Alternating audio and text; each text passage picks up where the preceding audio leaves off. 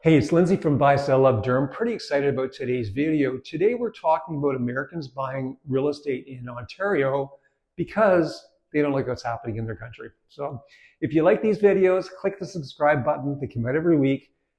Rest assured that the content is all information that I've learned, feet on the ground selling real estate for 4 decades. So let's just jump into the content. So one of the good parts of my job has been being recognized as a speaker, and I've taught real estate agents all throughout the US on how to sell real estate.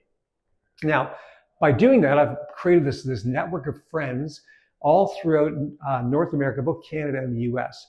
Now, the Americans, quite a few of them have reached out to me and said that they're thinking about moving to Canada, specifically Ontario or Toronto, because they don't like what's happening with tariffs, with their government. They're just disappointed. But what they don't realize is that Canada has effectively said, we don't want you here buying houses. So what happened in 2022, an act was created called the Prohibition of Residential Property by Non-Canadians Act. Now, the reason they created this was, I'll give you my perspective, then I'll give you their perspective. My perspective is the reason they did was because they said, we don't want non-Canadians buying property, keeping them vacant, waiting for the values to rise and then selling them or renting them out. We want those houses available for Canadians. Now, that makes sense. However, what they did was they said they wanted to ban foreign investment from buying non-recreational property in Canada.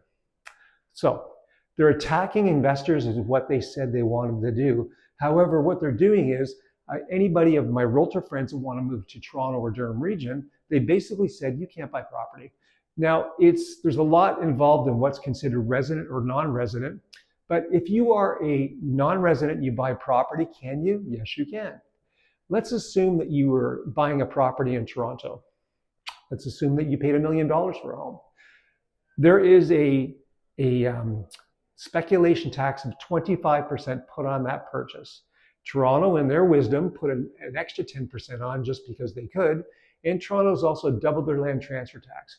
So that $1 million home that American would buy in Toronto, to close it, the buyer would have to pay $1,400,000. They'd have to pay $400,000 in taxes for the pleasure of buying that property. It'd be easy to say, yes, but they're using American dollars, so they're buying it at a discount.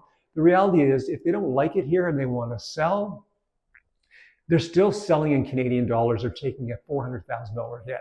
So what they really did was they've said to Americans, we don't care who you are, we don't want you here.